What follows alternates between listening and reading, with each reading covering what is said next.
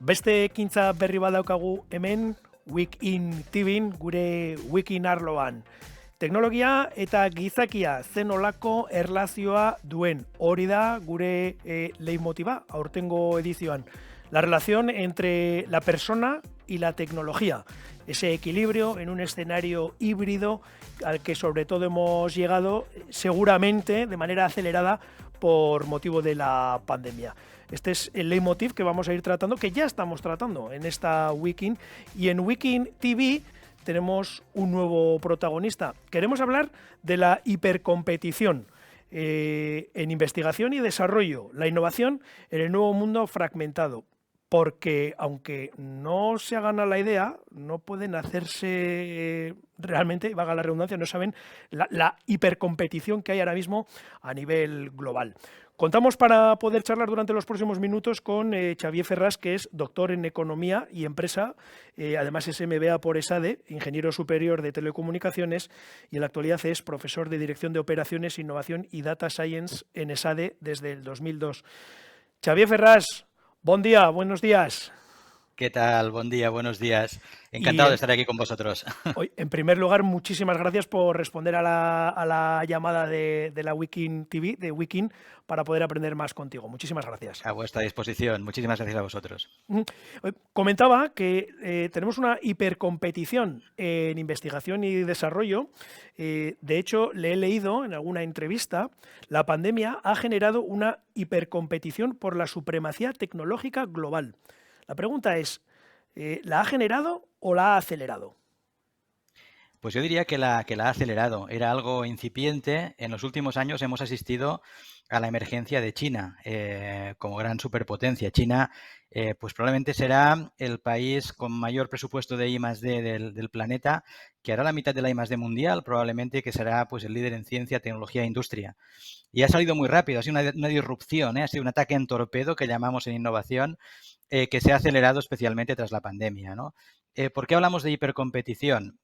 Pues simplemente basta mirar los datos. China está invirtiendo hoy en I+D, la economía china, alrededor de 380.000 millones de dólares. Tened en cuenta, por ejemplo, que España invierte unos 18.000. Así que imaginaos el cambio de escala, ¿no? Biden, lo primero que hace cuando llega a la presidencia es enviar una carta a los presidentes del MIT y de Harvard para decirles, chicos, nos vamos a poner las pilas. Hay que mantener posiciones porque China está apretando muy fuerte. Y lanza un paquete de 370.000 millones de dólares en inversiones en I+D y digitalización para actualizar su industria. Y luego, otros datos que son... Sí, Perdone, los americanos, siendo muy vulgar, lanzan un paquete ¿de cuánto? de 370.000 millones de dólares para actualizar su estructura productiva. ¿Frente a cuánto que ha lanzado China? China, la economía china está invirtiendo unos 380.000 millones. Son órdenes de magnitud similares. Y España hemos dicho 18.000, Y por España ubicar, ¿eh? 18.000, por Vale, vale. ubicarnos. Exacto, Vale. exacto. ¿Mm? Sí, y hay otros datos que realmente pues, son absolutamente estratosféricos, ¿no? Por ejemplo, veíamos que concretamente China, solo, aparte de lo que ya hemos dicho, solo en Shenzhen, que es una ciudad china, el Silicon Valley Sí. chino, no había nada en Shenzhen hace 20 años, ahora es el gran centro de producción de microprocesadores, de tecnología, de iPhones, etcétera, de China, pues Sí. solo ahí va a invertir 100.000 millones de dólares, lo ha declarado el gobierno chino, en un espacio de 30 kilómetros cuadrados. Ahora imaginaros que en Donosti alguien invierta 100.000 millones en I+D. ¿Cómo sería la ciudad dentro de unos pocos años, ¿no? Y otros datos que tenemos, pues Taiwan Semiconductores, por ejemplo, viendo el problema de escasez de semiconductores, pues va a lanzar otra macroinversión de 100.000 millones para actualizar su cadena productiva. Es decir, estamos viendo inversiones de cientos de billones de dólares en términos americanos, cientos de miles de millones en términos europeos. Y esto, insisto, como he preguntado, ¿acelerado por la pandemia o es que ya estaba en sus pensamientos el ir invirtiendo a futuro? Estaba en sus pensamientos, pero la pandemia nos ha hiperdigitalizado. Ahora, más que nunca, somos conscientes de algunas cosas. Primero, de la importancia de la digitalización. De golpe porrazo, pues todos utilizamos muchos más sistemas digitales.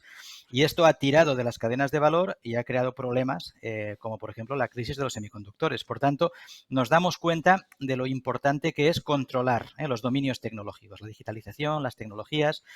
Y luego la pandemia nos ha hecho hacer dado cuenta de otras cosas, ¿no? Por ejemplo, la importancia de tener cadenas de valor próximas, la importancia de tener, pues, por ejemplo, inversión en I+D en biotecnología. El mundo sale de la pandemia con la ciencia y la tecnología en el centro.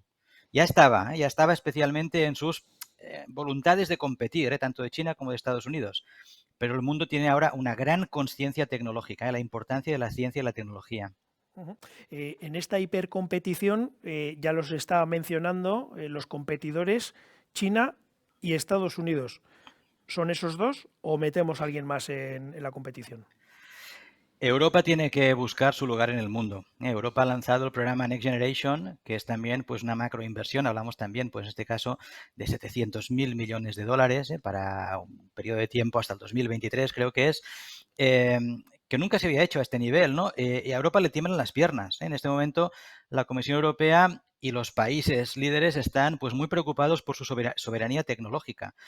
En este mundo fragmentado entre China y Estados Unidos, pues, ¿qué pasaría si se empieza a fragmentar Internet? Y parece que las cosas podrían ir por ahí, ¿no? Dos sistemas de Internet, incluso independientes, ¿no?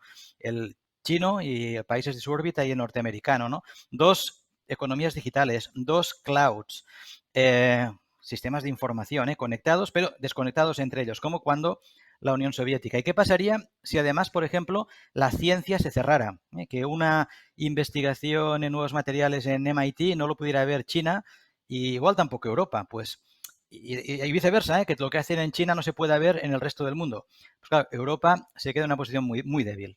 Europa, por ejemplo, no es soberana, no es capaz de fabricar semiconductores y están en todas partes. No podríamos vivir, nos iríamos directamente a la edad de hielo sin semiconductores. Y ahora nos damos cuenta de que no somos capaces de fabricarlos. Da un poquito de miedo con este análisis. A Europa le tiemblan las piernas, vaya titular. Efectivamente, sí, sí, estamos viendo pues cómo Europa también está lanzando planes, por ejemplo, de desarrollo de microprocesadores. Está justo lanzó un plan de 100.000 millones también, así que ratifico esas macroinversiones. Lo que me preocupa es que en nuestros lares, con la excepción quizá de Euskadi, no somos conscientes de lo que está pasando en el mundo. Euskadi tiene una vocación tecnológica muy marcada y muy, yo diría, muy, muy referente, ¿no? En el entorno español, ¿no? Pero no somos conscientes de lo que está pasando en el mundo. El mundo se está moviendo muy rápidamente para posicionarse en esos escenarios tecnológicos. Ayer Macron lanzó un anuncio de una inversión 30.000 millones de dólares en reindustrialización. Esto es las consecuencias post-COVID. El mundo se da cuenta de que las cadenas de valor tienen que ser próximas, próximas y de alta tecnología. Ujú. De hecho, lo comentaba al principio de nuestra charla, lo que se está cociendo a nivel global y quizás a veces nosotros no somos conscientes de lo que está pasando. Por cierto, que todas estas tecnologías que en principio deberían conectarnos, van a terminar por desconectarnos o por hacer que compitamos de manera exarvezada. Pues sí, hay una consultora que es McKinsey, que en un libro muy bueno de 2015, No Ordinary Disruption, habla de que hay una serie de fuerzas que están convulsionando el mundo. Y esto, yo diría, está casi obsoleto, porque hace 6 años de eso, ¿no? Pero decía que la fuerza principal es la fuerza del cambio tecnológico. McKinsey dice hay 12 tecnologías disruptivas que están llegando a la vez, realimentándose entre ellas y cambiando la configuración del sistema operativo de la sociedad y de la economía mundiales. ¿Cuáles son? Pues la inteligencia artificial, el cloud computing, la Internet de las cosas, el 3D printing, la biología sintética. Son tecnologías netamente positivas para el desarrollo y el progreso humano, muy positivas. Podríamos pues, llegar a Alicia en el País de las Maravillas, o sea, escenarios realmente utópicos, ¿no? Ahora, tienen evidentemente sus partes negativas, pues esta fragmentación, esta hipercompetición tecnológica entre bloques, ¿no? La posibilidad de crear desigualdad, de que al final, pues, the winner takes it all, ¿no? Como pasa en tecnología, que unos pocos se lo lleven todo.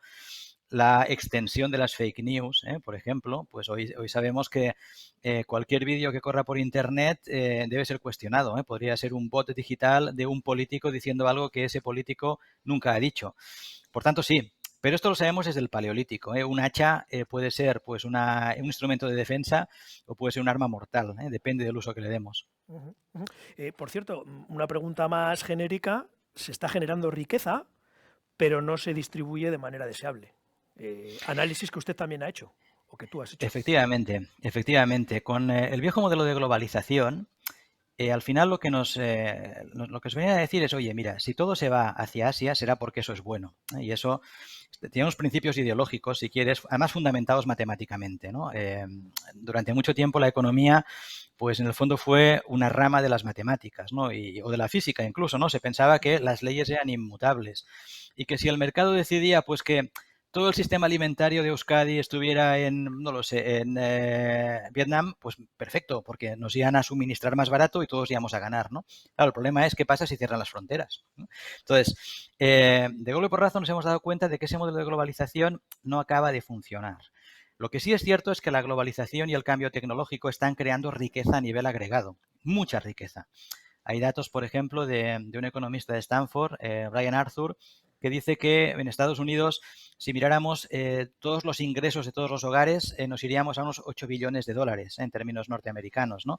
Dividido por el número de hogares, que son unos 100 millones, pues saldrían unos 80.000 dólares de ingresos por cada hogar norteamericano, lo cual dices, hombre, es una economía que genera riqueza, es una constatación y todo el mundo podría vivir bien. Lo que pasa es que vemos que en la economía norteamericana, que es una economía tecnificada, the winner takes it all. Hay unos pocos que se lo llevan todo y, en cambio, el hecho de que se hayan deslocalizado cadenas de valor, pues hace que la antigua manera de distribuir riqueza, que era mediante salarios, se esté debilitando y cada vez hayan más pobres. Es decir, no estamos en la Edad Media, conclusión número uno. La tecnología crea mucha riqueza. El modelo de globalización, pues seguramente no ha permitido distribuirla bien. De hecho, probablemente haya creado ricos aquí, clases medias allá y pobres aquí. Con lo cual, en los países occidentales, al final percibimos una gran desigualdad. Ujú. Usted ha dicho que la COVID ha sido una máquina del tiempo. En este escenario es el leitmotiv de esta semana. Regresar al futuro, ¿qué sería? Pues una máquina del tiempo en el sentido en que nos ha hecho oscilar entre dos fechas significativas. La primera es, hemos acelerado una década en digitalización. Estamos en 2031 a nivel de consumo de sistemas digitales. Ha tirado de las cadenas de valor, ha hecho pues, crear pues, sí que es una excesiva demanda, ¿no? En sistemas digitales. Todos hemos utilizado más Netflix, más videojuegos, más comunicaciones digitales, hemos renovado nuestros móviles, más redes 5G, queremos más semiconductores para cualquier aplicación de cálculo. Pero esto cada vez más va a ser así, pero una tendencia que era evidente hasta 2020, pues ahora se ha exacerbado y estamos, yo digo, en 2031, no en 2021 a nivel de consumo o de necesidad de sistemas digitales.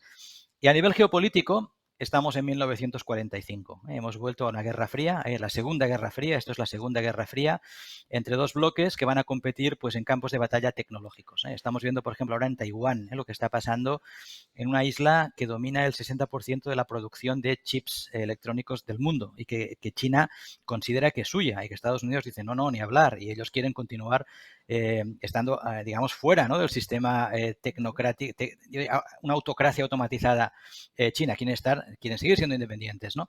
Por tanto, ahí tenemos pues un polo de tensión geoestratégica de primer nivel que nos recuerda a lo que pasó con la Unión Soviética hace ya 60, 70 años. Me salto el guión que tenía preparado porque vaya titulares. A nivel de uso de tecnología, estamos en el 2031, pero geopolíticamente nos vamos a la Guerra Fría. Insisto, da miedo, ¿eh? Efectivamente. Da miedo. Esto es una Segunda Guerra Fría. Bueno, da miedo. Tendremos que abordarla, ¿no? Es el escenario Cierto. histórico que nos ha tocado, ¿no? De hecho, hubo un libro, ¿no? De Francis Fukuyama, un historiador, politólogo norteamericano, ¿no? Que dijo, cuando cayó el muro de Berlín, dijo, esto es el fin de la historia. Y el libro se llama El fin de la historia. Dijo, a partir de ahora, pues todos los países van a rodar tranquilamente hacia una democracia liberal y una economía de mercado. Y es inevitable, porque es el mejor sistema posible, ¿no? Pero surge otro sistema. China, yo digo que es una autocracia automatizada, que es un gran estado Big Data que ha invertido masivamente en tecnología, que recoge datos de los ciudadanos y los trata pues para controlarlo absolutamente todo, pero está generando prosperidad para esos ciudadanos. Está creando un sistema alternativo donde quizá no es tan importante, yo tengo alumnos chinos y hablo con ellos recurrentemente, no es tan importante o no valoran tanto las libertades individuales y valoran mucho la prosperidad que genera el sistema, ¿no? Y esto, pues bueno, nos hará reforzar, tendremos que reforzar nuestras democracias, tenemos que revisarlas y hacerlas más fuertes. Así que bueno, en el fondo puede ser algo positivo. Eso es China. Vamos a centrarnos en España. España tiene que invertir en este escenario en tecnologías habilitadoras. ¿Cuáles serían esas tecnologías habilitadoras? Pues ligo con lo que he dicho antes sobre McKinsey, esta consultora que publicó este libro de 2015, ¿no? Ellos hablan de tecnologías disruptivas que están llegando simultáneamente, que tienen naturaleza exponencial, porque son tecnologías digitales que siguen la famosa ley de Moore, ¿no? Cada 2 años se dobla la potencia de cálculo de los ordenadores, ¿no? No es una ley científica, no es una ley natural, es una evidencia empírica. Esto ha estado pasando y parece que va a continuar pasando unos años, ¿no? La Unión Europea ha hecho una extrapolación de estas tecnologías exponenciales y habla de las tecnologías habilitadoras, que son aquellas que sustentan la competitividad industrial en diferentes campos. Y hablamos de las mismas, inteligencia artificial, robótica avanzada, Internet de las cosas, 3D printing, etcétera. Eh, ¿Son los fondos europeos una oportunidad para poder desarrollar estas tecnologías habilitadoras? Sin duda, quizás sea la última oportunidad de que Europa, de forma compacta, genere cadenas de valor de economía del conocimiento, de industria avanzada que puedan competir a la macroescala, a esa hipercompetición que están lanzando Estados Unidos y China. Europa hoy es Finisterre, si quieres otro titular, es un país ¿Lo estás bordando? es un país que está, el mapa ya no es, el centro no somos nosotros, el centro demográfico, económico, comercial del mundo es el Pacífico. Es una zona muy caliente porque ahí está Taiwán, precisamente, en el mar de la China, ¿no? Ese triángulo, ¿no? Entre Shanghái, Seúl, quizá, y Japón, ¿no? Esa zona es donde se concentra la mayor actividad tecnológica y comercial del planeta. Es el centro de gravedad económico del mundo hoy. ¿No Y era, no si era, no el era, centro perdona, no, ¿no era Silicon Valley? ¿O estoy desactualizado? Silicon Valley está perdiendo entero. O sea, ahora lo comentaré. Vale. Si el centro estuviera ahí, Europa sería Finisterre. Y Sí. fíjate, habrá habido una alianza, ¿no? Entre Estados Unidos, el Reino Unido y Australia, una alianza de defensa, justamente para intentar contener un poco la expansión china, ¿no? Y Europa no está. Europa no está en el mapa. Europa tiene que hacer los deberes y esos fondos europeos tienen que reconstituir Europa y hacerla más competitiva industrial y digitalmente, ¿no? Y Silicon Valley es la cuna, fíjate, es la cuna de los semiconductores, es donde se Sí. desarrolló la actividad científica que permitió que existieran los semiconductores. Pero quien creó la actividad industrial no fue, o no solo fue Silicon Valley, fueron otros, fue Corea del Sur, fue Taiwán, fue Japón, que hoy son vergeles de plantas de semiconductores. Unos tienen el conocimiento y otros hacen el gran negocio o controlan geoestratégicamente ese sector, ¿no? Por tanto, aquí hay importantes lecciones. Generar conocimiento no significa que inmediatamente en esa zona se vaya a aplicar. A veces es más importante aplicar el conocimiento rápidamente que generarlo tú. Eso es una primera lección, ¿no? Y una segunda lección es que Silicon Valley hoy es el quinto superclúster. Hay otros superclústeres tecnológicos antes que él, concretamente Tokio, Yokohama, Seúl, Shenzhen y Shanghái están por encima de Silicon Valley en producción científica y producción tecnológica en patentes. Los fondos europeos son la última oportunidad para Europa, como nos acabas de indicar. Bien, ¿qué deberíamos evitar? ¿Cuáles son las amenazas que deberíamos evitar para hacer un buen uso? Pues las amenazas típicas de una zona como la nuestra, ¿no? De un país del sur de Europa que tiende pues a tomar pocas decisiones y a repartir todo lo que le llega, ¿no? Hay que tomar decisiones que sean de largo plazo, consensuadas con la sociedad civil. Si vamos a apostar por un sector determinado, pues en innovación requieres unas inversiones que deben ser de medio y largo plazo. No podemos cambiar a nivel de ciclo político cada 4 años. Por tanto, si ahora hablamos pues de hidrógeno o de baterías eléctricas o habláramos de semiconductores, primero hay que tomar las decisiones cuáles van a ser esos campos de la tecnología en los que vamos a despuntar y deben ser decisiones informadas, ¿no? En base a capacidades reales que tengamos en el territorio. Y luego eso hay que sustentarlo en el tiempo, ¿eh? No podemos cambiar en el próximo ciclo político, porque los que vengan después piensen que los que venían antes se equivocaron.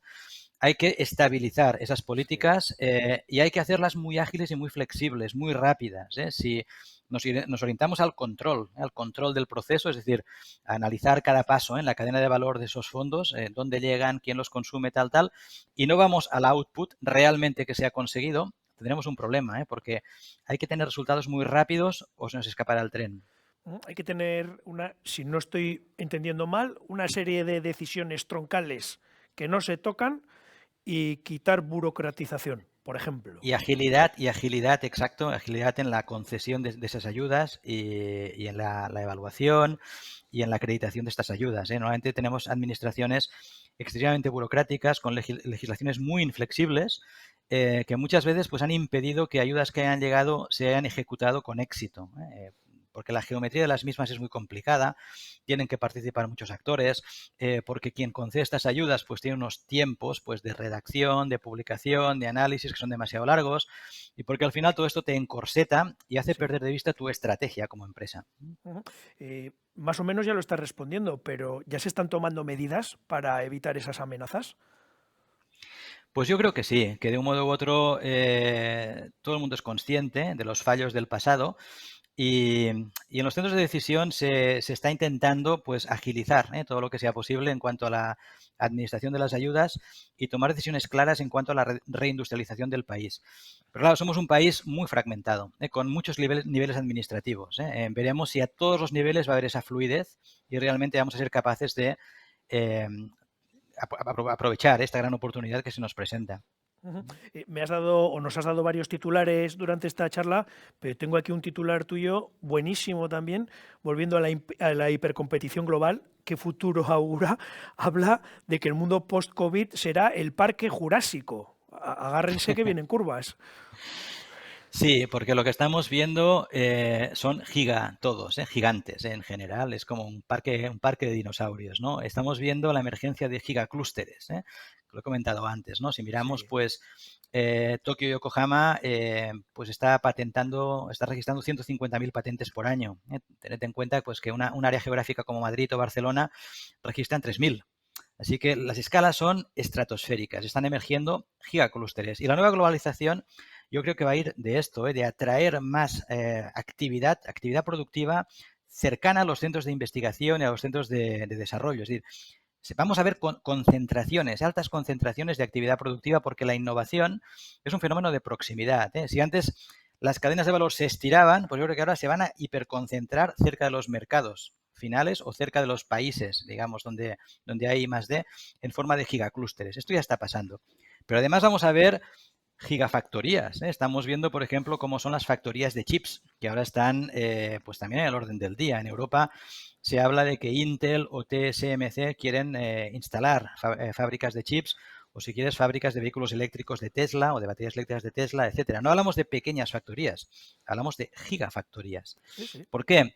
Pues porque, por ejemplo, fabricar chips se podría hacer teóricamente en cualquier parte del planeta. Al final no depende de la materia prima, es arena de playa, y no depende tampoco de la lejanía al mercado, porque llenar un avión de chips es barato sobre el coste del chip. Yo puedo fabricar chips para todo el mundo desde Donosti y exportar, y esto no va a repercutir en el negocio. Lo que es importante es que en Donosti exista esa concentración de talento y ese marco institucional que lo haga posible. Por lo tanto, vamos a ver gigafactorías y competición por gigafactorías, grandes concentraciones de producción. Ujú. Estamos viendo gigacorporaciones. Si miramos quién está conquistando la economía mundial hoy, pues veremos pues los Amazon, Apple, Facebook, Google, Microsoft. Si contamos estas 5 gigacorporaciones, pues su valor financiero nos llevaría casi el doble del PIB del Japón, que es la tercera economía del mundo. Entonces, ostras, Sí, y esto exactamente. está creciendo rápidamente. Es decir, podríamos tener gigacorporaciones con valores financieros que excedan las producciones de países o incluso de la Unión Europea de aquí 10, 15, 20 años si continúa este ritmo, ¿no? Por tanto, sí, este es un escenario de gigacosas, Desde luego. gigainversiones. Desde luego, sí, sí. Gigainversiones. Estas gigacorporaciones, pues un Amazon, por ejemplo, hoy está invirtiendo en I+D 40.000 millones de dólares anuales. Y básicamente en un tipo de I+D que es inteligencia artificial aplicada a la conducta del usuario. 40.000 millones.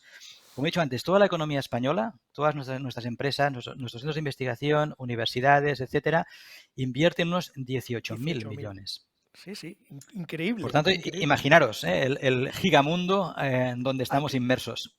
y en todo esto, ¿qué tipo de empresas son las que van a crecer? ¿Las Amazon, las que invierten 40.000 millones en I+D o nos das unas pistas? Pues a ver, yo creo que van a crecer aquellas empresas que sepan entender las nuevas reglas del juego, que son reglas que se van a soportar cada vez más en I+D y que se van a soportar cada vez más en datos. Yo no diría tanto en inteligencia artificial. Creemos que la inteligencia artificial al final va a ser una utility. Te va a llegar un cable, tú vas a volcar tus datos y un sistema que igual está en Palo Alto o en Shenzhen te va a dictaminar cuál es la mejor solución para el problema que has consultado, ¿no? Esto va a ser algo así como una commodity, probablemente, pero los datos van a ser muy importantes. Las estrategias de datos sí que son personales. Al final, el algoritmo que entrenes estará más o menos acertado, depende de los datos y del histórico que seas capaz de acumular, ¿no? Por tanto, empresas que no necesariamente van a ser gigantescas, podrían ser campeones de nicho, como los que tenéis en Euskadi, que tenéis pues una gran tradición en este tipo de compañías, ¿no? Empresas muy tecnificadas que pueden ocupar nichos económicos globales, muy apoyadas en I+D y con una sólida arquitectura y estrategia de datos. Exactamente, cuáles son las que pueden crecer. De hecho, tiene que ver la siguiente pregunta. La innovación es un fenómeno probabilístico. ¿Qué quiere decir? Supongo que es ese uso de datos, ¿no? Exactamente. No exactamente. Cuando yo me Bueno, refiero a un fenómeno probabilístico, lo que quiero decir es que una compañía tiene que ser capaz de experimentar y someterse a un proceso de prueba y error. Entonces, cuantos más experimentos realices y cuantas más pruebas y errores cometas, más aprendes. Es la manera que tienen las compañías de aprender, ¿no? Entonces, hay compañías que cuando les dices, ¿tú exactamente cómo estás innovando? Pues te dicen, no, estoy mejorando todos mis procesos. Bueno, pero esto no es innovar, esto es tu obligación directiva, es un imperativo directivo. O sea, automatizar procesos no necesariamente es innovar. Si todo tu sector está automatizando, es tu obligación. Esto no te va a generar ventajas competitivas, ¿no? sí, sí. Cuando hablamos de experimentar es más allá de lo que estoy haciendo, en qué campos, modelos de negocio y tecnologías estoy entrando y cómo estoy aprendiendo de esos campos y cómo me coloco ahí antes que mis competidores. Esto se puede hacer con un solo cartucho y esto lo vemos en muchas empresas. Tengo una idea, yo digo, es como el hijo único, no tengo un hijo único, tiene que llegar al mercado aunque el chico no sea bueno. No, es mejor tener muchas ideas, Sí. intentar probar de forma rápida, de forma barata, de forma acelerada y detectar muy rápidamente aquellas que realmente emerjan como grandes modelos o posibilidades de futuro. Ujú. Voy terminando. Ha definido la innovación disruptiva como la última frontera. ¿Cómo la definiría? Bueno, pues la innovación disruptiva, curiosamente, es aquella que no te pide el mercado. Y por eso somos malos en general en innovación disruptiva. Nosotros creemos, el conventional wisdom habitual, ¿no?, de nuestros directivos es hay que hacer lo que te dice el cliente. Es claro, esto es evidente. Nuevamente nos vamos a una obligación directiva, ¿no? Si mi cliente me dice, esta pieza que me fabricas en negro, ahora me la pintas de rojo, esto no es innovación. Esto es innovación incremental, porque igual te cuesta mucho, igual tienes que introducir grandes cambios en el proceso, ¿no? O un paso más o lo que sea, ¿no? Pero no te puedes quedar satisfecho con eso. La innovación disruptiva es aquella que crea nuevas realidades de mercado. Es aquella donde no hay nadie pidiéndote exactamente qué es lo que quiere. Steve Jobs, el gran mago de la innovación de los últimos años, que justo ahora se cumplen 10 años de su muerte, decía que no es misión del cliente enseñar a innovar a las compañías, ¿no? O no necesariamente el cliente va a inventar el futuro. Cuando Steve Jobs lanza el iPhone, lo hace desde dentro, con un proyecto que se cuece internamente y que tiene mucho sentido. Dice, oye, al final aquí lo que va a pasar en los próximos años es que cosas como el iPod, como Internet y como los móviles se van a fusionar. ¿Cómo lo hacemos para fusionarlo antes que el resto? Con un producto que tenga sentido. Y lanzan el iPhone. Pero no había gente con pancartas por las calles diciendo queremos iPhones, queremos teléfonos conectados a Internet con ecosistemas de datos y de aplicaciones. No fue así, fue desde dentro de la compañía que se irrumpió en el mercado. Ese de irrumpir es la base de la disrupción tecnológica o disrupción económica. Y a nivel local, disrupción o innovación disruptiva para una ciudad como San Sebastián, ¿nos lanza algún mensaje o en el futuro cómo podemos aplicar esa innovación? ¿Tiene alguna idea? Yo creo que siguiendo lo que ya estáis haciendo, podéis estar muy satisfechos. Euskadi es un modelo de innovación a nivel estatal. Yo creo que Euskadi es un pequeño ecosistema de industria 4.0 muy similar a lo que hay en Alemania, muy germánico, aunque no lo parezca, porque culturalmente de eso estamos muy lejos, ¿no?, de los alemanes. Pero esta visión tecnológica, esta conexión, ¿no?, entre la tecnología, la industria, esta orientación de la ciencia, ¿no?, hacia soluciones reales de las empresas que al final se conviertan en ventajas competitivas, que creen empleo, que creen prosperidad, está muy interiorizada en lo que yo conozco de Euskadi. Ujú, Ojalá todo el resto tuviéramos ese nivel, ¿no?, esa visión de país industrial, de industria basada en conocimiento. ujú. Con lo cual poco os puedo aportar, yo creo que realmente sois un modelo. Bueno, hemos empezado hablando de la hipercompetición a nivel global, pero yo sí quiero terminar con tres preguntas, acercando un poquito el tema de la innovación y de la competencia a lo cercano, a lo local, a San Sebastián. Por ejemplo, ¿cómo puede potenciar la inteligencia artificial la capacidad de crecimiento de los negocios? Pues la puede potenciar en toda la cadena de valor, ¿eh? Yo creo que la inteligencia artificial se va a aplicar en todas partes.